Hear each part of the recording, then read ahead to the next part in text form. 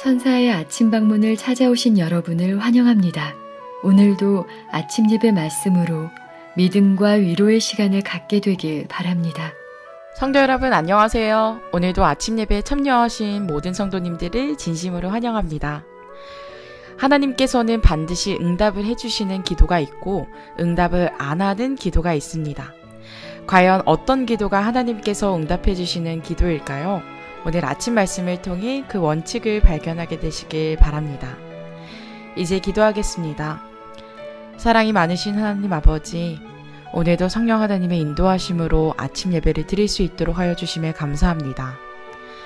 이 세상에는 근심된 일은 참 많지만 그 사건과 상황을 바라보는 것이 아닌 하나님을 바라볼 수 있도록 인도하여 주시옵소서. 주님의 역사하심이 사건과 상황을 뒤집고 선한 결과를 낳을 거라고 믿습니다. 오늘 제 삶에 일어나는 선악의 대쟁투 가운데 승리로 가고 싶습니다. 간절한 저희들의 소원을 주님께서 아시나니 저희 삶에 개입하여 주시옵소서. 오늘도 주님의 귀한 말씀을 들으려 합니다. 말씀을 대언하시는 목사님께 함께하여 주시고 듣는 저희들에게 진리의 말씀을 전달할 수 있도록 성령 하나님 역사하여 주시옵소서.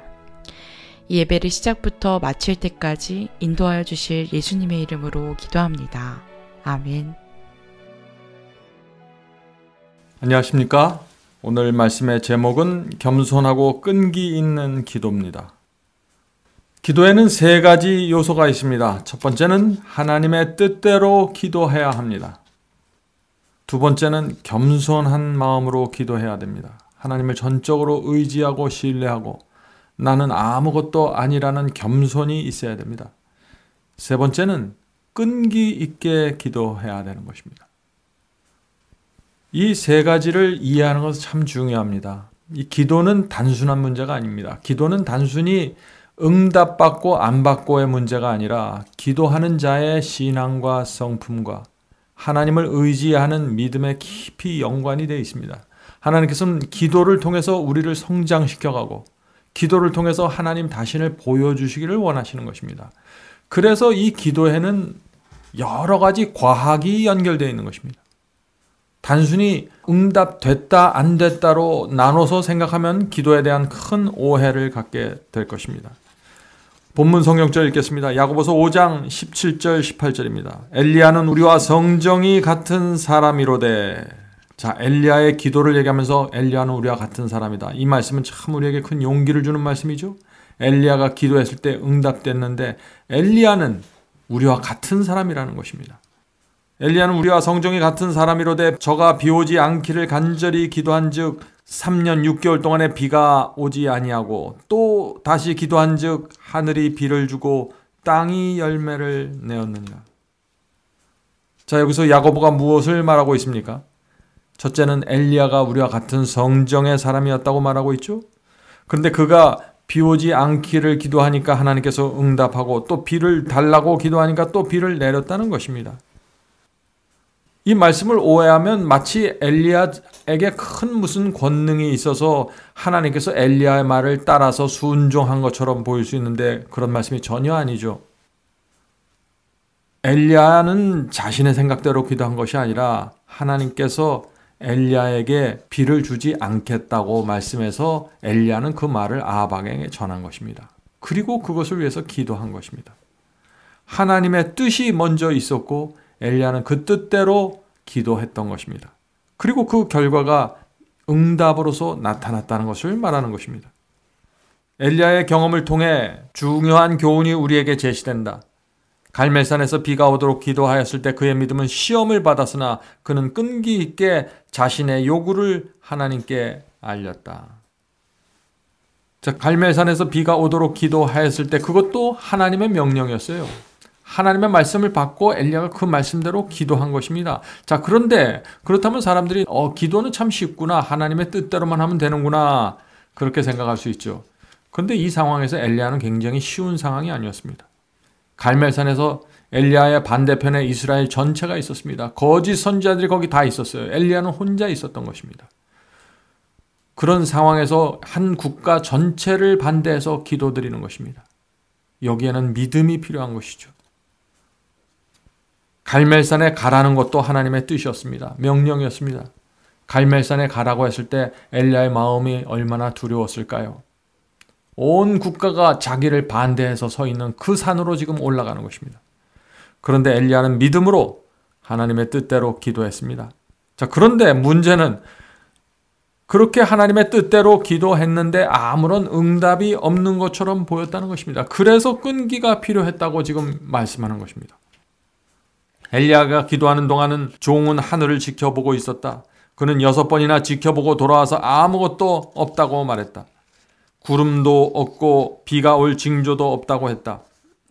그러나 선지자는 낙담 가운데 포기하지 않았다. 자, 지금 엘리야 주변에 수백 명의 선지자들이 있죠? 지켜보고 있는 것입니다. 그런데 기도해도 변화가 없는 것입니다. 2번, 3번, 6번 기도해도 아무것도 없었습니다. 저 반대쪽에서는 조롱하면서 웃는 소리들이 들렸겠죠. 성도 여러분, 우리도 마찬가지입니다. 우리도 하나님의 뜻대로 기도할 때, 응답되지 않을 때 수십 년 동안 아니면 오랫동안 드렸던 우리의 기도가 조롱받을 수 있는 것입니다. 그럴 때라도 이것이 하나님의 뜻이 분명하다면 우리는 끈기를 갖고 기도해야 한다는 것입니다. 아무런 변화가 없는 것처럼 보여도 기도해야 된다는 것입니다. 자, 오늘 우리가 이 문제를 좀 깊이 살펴봐야 됩니다. 자, 6번이나 기도했는데 응답이 되지 않자 엘리야의 마음속에 어떻게 됐을까요? 엘리야는 계속해서 자신의 생애를 돌아보았다. 곧 자신이 어디서 하나님께 영광을 돌리는 일에 실패했는지를 살폈다. 자, 여기서 엘리야의 태도가 무엇인가요? 내 기도에는 문제가 없다는 것입니다. 왜냐하면 하나님의 뜻에 정확하게 서 있었기 때문에. 자신이 드리는 기도에 대한 확신이 있었어요. 그런데 기도의 응답이 안 된 것입니다. 그러면 문제가 무엇인가요? 그러면 기도드리는 나에게 문제가 있는 것이 아닌가 살펴봤다는 것입니다. 이것이 우리가 엘리야의 태도에 대해서 우리가 배워야 할 점입니다. 그는 계속해서 자신의 생애를 돌아보았다. 곧 자신이 어디서 하나님께 영광을 돌리는 일에 실패했는지를 살펴봤다. 자신의 마음을 살펴봤을 때 그는 하나님 앞에 자신이 점점 더 보잘것없는 것처럼 보였다. 자신은 아무것도 아니며 하나님께서 전부이신 것처럼 생각되었다. 성도 여러분, 이것이 바로 우리가 기도할 때 배우게 되는 신앙입니다. 응답이 없을 때 우리가 배우게 되는 신앙입니다. 자, 기도 응답이 없을 때 첫 번째 해야 될 일이 무엇인가요? 자신을 돌아보는 것입니다. 내 마음을 살피고 하나님 앞에 나는 아무것도 아니라는 것을 인정해야 되는 것입니다. 자, 계속해서 읽겠습니다. 그리하여 그가 자신의 유일한 능력과 의의 근원이신 구주께 매달리며 자아를 포기하는 지점에 이르렀을 때 응답이 이르러 왔다. 성도 여러분, 많은 경우에 응답은 아슬아슬하게 됩니다. 왜 그럴까요? 기도하자마자 응답이 되면 어떻게 될까요? 우리의 자아가 교만해지고 정신 차리지 못하게 될 것입니다. 금세 내가 기도하는 대로 응답해 주시면 어떻게 될까요? 내가 기도하면 하나님께서 움직이신다라고 착각하게 되죠. 그래서 엘리야도 7번이나 기도하게 된 것입니다. 그 수많은 이스라엘 백성들 앞에서 이 엘리야의 자아가 교만해지는 것을 막기 위해서 7번 반복하면서 조롱받으면서 기도하게 한 것이죠. 하나님께서는 우리의 기도에 응답하실 때 많이 생각하실 수밖에 없는 것입니다. 왜냐하면 우리의 본성이 너무나 악하고 교만하고 이기적이기 때문에 조금만 영광스러운 자리에 들어가면 정신을 차리지 못하는 것입니다. 우리에게는 우리의 단언의 길을 막지 않으시는 하나님이 계신다. 만일 우리가 당신의 말씀이 확실하다는 것을 믿는다면 그분께서는 우리의 믿음을 영광스럽게 하실 것이다. 우리가 정말 하나님의 말씀이 확실한 진리라고 믿는다면 우리의 믿음을 영광스럽게 한다는 것입니다.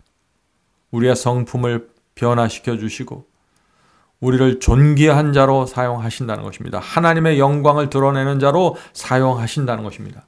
그런데 반드시 하나님의 뜻대로 기도해야 되고 겸손해야 되고 끈기 있어야 되고 자아를 하나님 앞에서 완전히 굴복한 그런 사람들의 믿음을 영광스럽게 사용한다는 것입니다.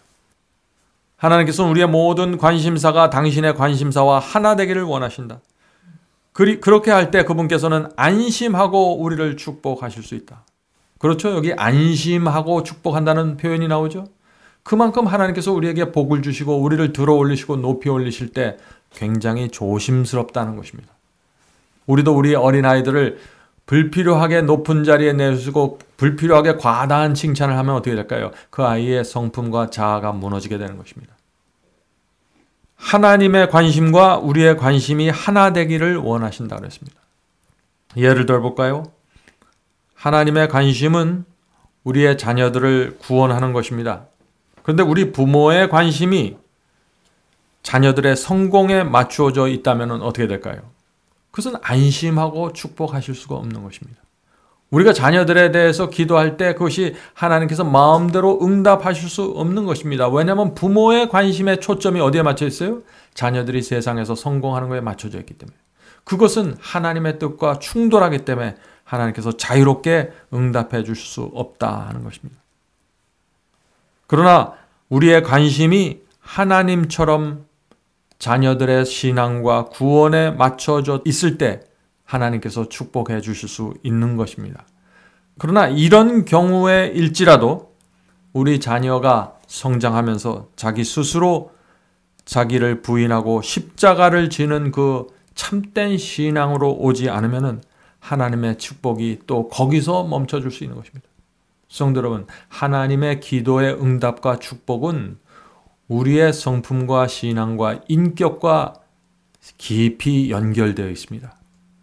그래서 이것이 하나님 마음대로 될 수 있는 것이 아니에요. 홍해를 가르는 것은 하나님 마음대로 하십니다. 원하시면 할 수 있는 것이에요. 그것은 인격체가 아니기 때문에 그렇습니다. 그러나 이 피조물이 인격체라면 하나님께서는 그 인격체의 자유의지와 뜻을 존중해 주면서 이루어 가셔야 된다는 것입니다. 그래서 많은 경우에 우리의 기도의 응답이 특별히 어떤 영혼들에 대한 기도, 자녀들에 대한 기도가 응답이 오랫동안 지체되는 이유가 바로 거기에 있는 것입니다. 왜냐하면 축복이 우리의 것이 될 때 우리는 스스로 영광을 취하지 않고 모든 찬양을 하나님께 돌릴 것이기 때문이다. 그렇죠? 우리의 성품이 정말 겸손하게 굴복되어 있으면 스스로 영광을 취하지 않고 내가 이것을 해냈습니다 라고 말하지 않게 되는 것이죠. 하나님께 온전히 영광을 돌리게 되는 것입니다. 하나님께서는 우리가 당신을 찾는 첫 시간에 우리의 기도를 응답해 주지 않는다. 왜냐하면 그분께서 그렇게 하실 경우 우리는 그분께서 우리에게 부여해 주신 모든 축복과 은총을 누릴 권리를 당연히 가지고 있다고 생각할 수 있기 때문이다. 성도 여러분, 이것이 무슨 뜻입니까? 우리가 하나님께 첫 번째 기도할 때 응답해 주지 않는다는 것입니다. 왜 그럴까요? 우리가 교만해지기 때문이라는 것입니다. 착각한다는 것입니다. 하나님은 내가 원하기만 하면 들어주신다고 오해하는 것입니다. 성도 여러분, 하나님께서 이 기도의 응답을 어떻게 하시는지를 잘 우리가 살펴보면은 내가 내 성품과 내 신앙이 이 기도의 응답에 있어서 결정적인 영향을 미칠 수 있다는 사실을 우리가 알게 되는 것입니다. 자, 우리가 원하는 대로 하나님께서 응답해 주시면 어떤 문제가 생길까 하는 문제가 이제 이 책에서 다룹니다. 우리가 어떤 악을 품고 있지는 않은지, 어떤 죄에 빠져 있는지 우리 마음을 살피는 대신에 우리는 부주의한 가운데 그분을 의지해야 할 필요성을 깨닫지 못할 것이다. 기도가 쉽게 응답되면 내가 누군지를 모른다는 것입니다. 내 마음에 악을 품고 있어도 기도가 응답되고 내가 어떤 죄를 빠져 있는데도 기도가 응답돼 버리면은 이 기도는 우리의 마음과 심령과 전혀 상관없는 것이 되기 때문에 우리는 구원을 잃게 된다는 것입니다. 그래서 하나님께서는 우리의 기도를 응답하실 때 철저하게 우리의 마음의 청결함과 단순함과 믿음을 보면서 응답하실 수밖에 없다는 것입니다. 그렇지 않으면 우리가 완전히 오해하는 것입니다. 성도 여러분, 오늘날 기독교에 이 문제가 팽배해 있는 것입니다. 어떤 분들은 교회 나간 첫날에 방언의 은사를 받는다고 하죠. 어떤 사람들은 교회 나간 지 몇 개월이 되지 않아서 진리가 무엇인지도 몰랐는데 내가 기도하니까 귀신이 쫓아졌다고 말들을 합니다. 하나님의 뜻을 모르고 진리를 모르고 예언을 모르는데 은사가 막 터져 나오는 것입니다. 어떤 문제가 생겼나요? 교회가 완전히 혼돈 가운데 들어가게 된 것입니다. 하나님의 뜻은 사라지고 진리는 사라져 버렸습니다. 그저 내 뜻만 살아남은 것입니다. 내가 원하는 기도 드리면 응답해야 되는 것입니다. 인간의 오만함과 교만의 극으로 올라가는 것입니다. 기도에 대한 진리, 하나님의 뜻에 대한 진리가 무너질 때 이렇게 교회가 무너지는 것입니다. 엘리야는 자신이 영광을 취하지 않게 될 때 그런 상태에 이를 때까지 자신을 낮추었다. 자, 엘리야의 기도에 응답받는 중요한 비결이 여기 또 나오죠? 자신을 낮추는 것입니다. 이것이 주께서 기도를 들어주시는 조건이다. 왜냐하면 우리는 그분께 찬양을 돌릴 것이기 때문이다. 하나님만이 영광을 받기에 합당하시기 때문이다.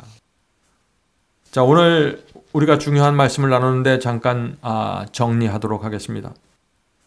기도하기 전에 무엇을 우리가 살펴야 한다고 했나요? 하나님의 뜻이 무엇인지 반드시 살펴보아야 합니다. 요구하기 전에, 하나님께 무엇을 요구하고 간청하기 전에 하나님의 뜻을 물어봐야 된다는 것입니다. 자, 그러면 하나님의 뜻을 우리가 어떻게 알 수 있을까요?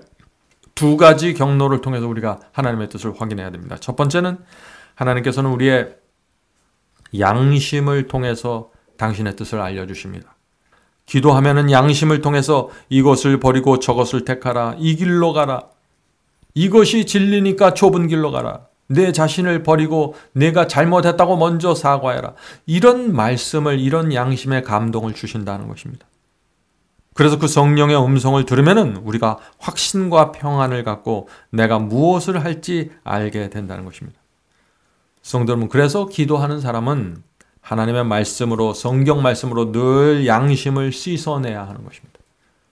양심이 정결하지 않으면은 기도할 수가 없는 것입니다. 하나님의 뜻이 뭔지 모르는 것입니다. 하나님께서는 정결한 마음을 통해서 주의 뜻을 알려주십니다. 그래서 예수께서 마음이 청결한 자는 하나님을 볼 것이라고 한 것이죠. 자, 어떤 상황에서는 주의 뜻이 무엇인지 정확하게 모를 수가 있는 것입니다. 자, 그런 경우에는 우리가 어떻게 기도해야 될까요? 예수께서 말씀하신 대로 내 뜻대로 하지 마옵시고 주의 뜻대로 이루어 주옵소서라고 기도해야 되는 것입니다. 이것이 겸손이고 하나님의 뜻을 최우선으로 생각하는 겸손입니다. 하나님의 선택을 신뢰하는 것입니다. 자, 두 번째는 말씀을 통해서, 성경 말씀을 통해서 하나님의 뜻을 알려주십니다. 그러므로 우리가 기도하기 전에, 기도하면서 계속해서 성경 말씀을 읽는 것이 중요합니다. 말씀을 읽으면 어떻게 됩니까? 내 마음이 하나님의 뜻이 정리가 되면서 점점 더 분명하게 무엇이 주의 뜻이라는 사실이 인식하게 되는 것입니다. 그렇게 하면은 기도할 때 능력 있고 믿음이 있는 기도를 할 수 있는 것이죠. 왜냐하면 이것은 내 뜻이 아니라 하나님의 뜻이라는 것을 확신하기 때문에 주여 이것이 하나님의 뜻이 아닙니까? 이것을 들어주시옵소서라고 기도할 수 있다는 것입니다. 성도 여러분, 기도의 사람이 되기 원하시나요? 그러면 먼저 말씀의 사람이 되셔야 됩니다. 말씀 위에 서서 기도하셔야 됩니다. 그러면 응답받을 수 있습니다. 요한일서 5장 14절 말씀 읽겠습니다. 그를 향하여 우리의 가진 바 담대한 것이 이것이니 그의 뜻대로 무엇을 구하면 들으심이라. 성도 여러분, 기록된 말씀, 그것은 하나님의 뜻입니다.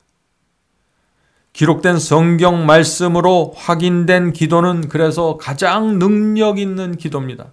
왜냐하면 하나님께서 그 기도에 응답하실 것을 알면서 드리는 기도이기 때문에 능력이 생길 수밖에 없는 것입니다. 엘리야가 하나님의 말씀을 듣고 기도했을 때 그의 기도와 그의 음성은 능력이 있었던 것입니다. 우리도 마찬가지입니다. 하나님의 뜻을 기록된 문자에서 확인하면 우리는 하나님의 뜻을 받는 것입니다. 엘리야가 하나님의 음성을 듣고 하나님의 뜻을 확인했던 것처럼 우리는 성경 속에서 똑같은 믿음을 갖고 하나님의 뜻을 확인할 수 있는 것입니다. 바로 여기에 우리가 성경 말씀과 예언을 공부해야 하는 이유가 있는 것입니다. 진리가 무엇인지 모르면 아무리 열심히 땀을 흘리면서 기도해도 소용이 없습니다. 통성기도, 방언기도, 철야기도, 새벽기도 해도 하나님의 뜻에 상관없이 열심히를 내서 기도할 수 있는 것입니다. 엉뚱한 기도를 드리게 되는 것입니다. 그것이 지금 기독교에서 펼쳐져 있는 모습이죠. 성도 여러분, 하나님의 뜻을 알고 그것을 간절한 마음으로 기도하십시오. 끈기를 가지고 기도하십시오. 그것이 틀림없는 하나님의 뜻이라는 사실을 알기 때문에 거기서부터 끈기가 나오는 것입니다. 자, 오늘도 기도하는 생애를 살게 되기를 간절히 바랍니다. 자, 이제 기도하고 마치겠습니다. 하늘에 계신 아버지, 기도의 깊은 과학이 우리의 마음에 정리가 되고 이해가 될 수 있도록 도와주시옵소서. 하나님의 뜻이 기도를 통해서 어떻게 이루어지고 어떻게 응답되고 기도하는 자의 심령과 성품과 신앙이 어떻게 변화되는지 주께서 가르쳐 주시옵소서. 하늘에 계신 아버지, 기도하는 생애가 우리의 삶에 변화를 가져온다는 사실을 우리가 인정하고 경험할 수 있도록 도와주시옵소서. 하늘의 뜻이 땅에서 이루어지는 그 기도의 비밀을 알 수 있도록 저희의 마음을 열어주시옵소서. 오늘도 함께 기도하는 성도들에게 함께하여 주시고 성도들의 생애 속에 하나님의 뜻이 분명하게 세워지고 그 뜻대로 살아갈 수 있도록 도와주시옵소서. 예수님의 이름으로 간절하게 기도드립니다. 아멘. 성도 여러분, 마지막 사명에서는 아침 예배 채널을 유튜브에서 별도로 운영하고 있습니다. 아침 예배 채널에서는 매일 새벽 4시에 예배 영상이 올려지고 있으며 특별히 아침 9시에 예배가 진행됩니다. 아침 9시 예배가 아침 예배 채널의 독특한 특징입니다. 원하시는 분들은 유튜브에서 아침 예배 채널을 별도로 구독 신청하여 주시면 저희와 함께 아침마다 예배 드릴 수 있습니다. 매일 아침마다 하나님의 말씀으로 저희 모두가 주 앞에 나와 예배 드리는 신앙으로 함께 나가게 되길 간절히 바랍니다. 감사합니다.